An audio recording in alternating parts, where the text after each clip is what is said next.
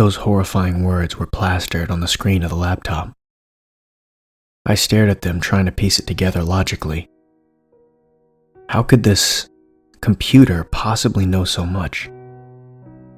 How did it know I wasn't my grandfather? And how did it know that my grandfather was dead? I shut the laptop and stared at it on my desk. I shouldn't be engaging with this thing. I didn't even know what it was. The best thing I could do was return it to my grandfather's basement and pretend I never saw it. That's what I would do. I went to bed. I woke up to the sound of my phone going off, followed by a subsequent voicemail from my sister. Ah, shoot. I forgot about the family dinner tonight. I should have time to get everything done at my grandpa's before then. I grabbed the laptop, put it in my bag to return to my grandfather's house, and was out the door. It kept nagging me, though. The program that was typing to me. On the surface, it mimicked a typical user interface operating system, but it almost felt like it was reacting to me, conversing with me in a way. It was very intriguing and frightening. I was now almost certain that this was from my grandfather's time at the tech company. When I arrived at my grandfather's house, I removed the laptop from the bag and placed it in the basement behind my grandfather's old Apple II computer and Steely Dan records. Closing the light, I went back upstairs to finish cataloging and cleaning my grandfather's things.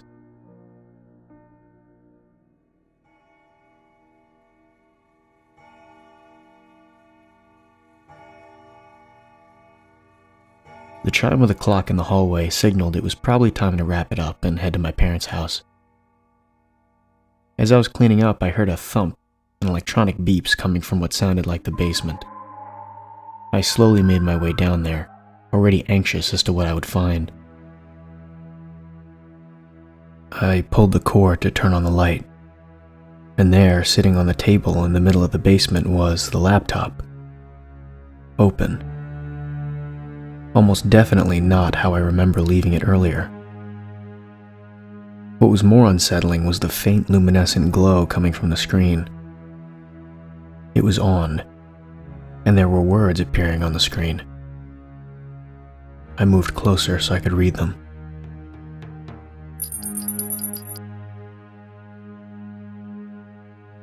I didn't want to type back. I really didn't want to type back. But I almost couldn't help it as my hands floated towards the keyboard and I began typing into the dialog box.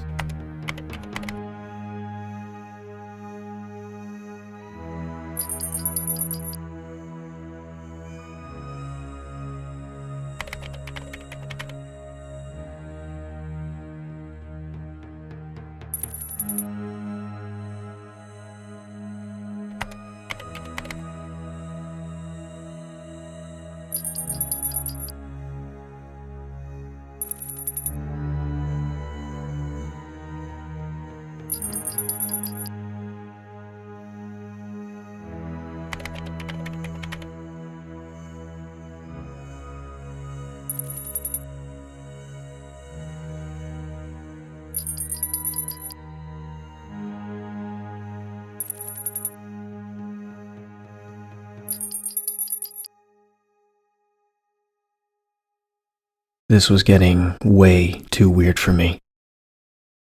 Either this laptop was haunted or there was someone typing on the other end of that screen, because this wasn't an operating system. I was having a conversation. A real conversation. I didn't type anything, but more words kept appearing on the screen.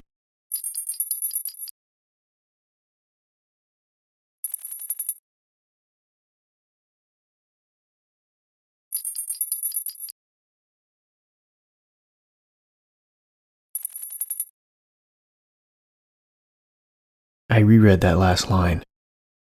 What he died for. What was that supposed to mean? My grandfather died of old age. I actually didn't know how he died. I was just told he passed away, and I assumed he died while he was sleeping. But what if... I shut the laptop. This was too much to process. I needed time to think. And I needed to get to the family dinner. The whole time I was there, I couldn't concentrate. All I could think of was that laptop and what it was telling me. An unfinished project? My grandfather's death? How was all this connected? I wanted some answers. My sister seemed to notice something was off and approached me. You okay? You seem a little off.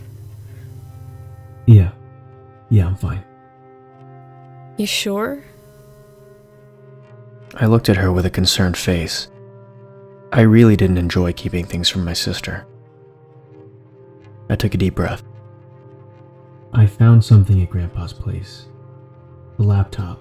There are some weird things on it. She made a slightly disgusted face.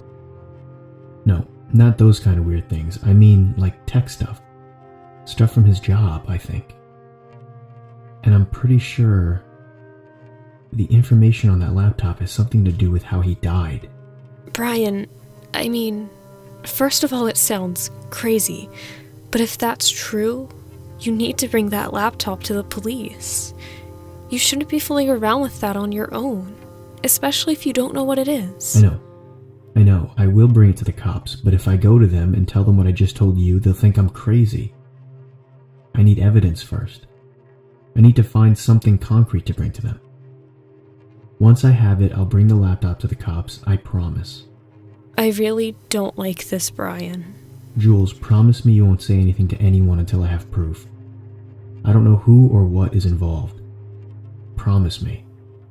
I promise. But if you get yourself in trouble, I'm going I to... won't. I'll be fine. Just don't say anything to anyone. I hugged my sister and went back to my apartment and opened up the laptop. Immediately, words began appearing on the screen.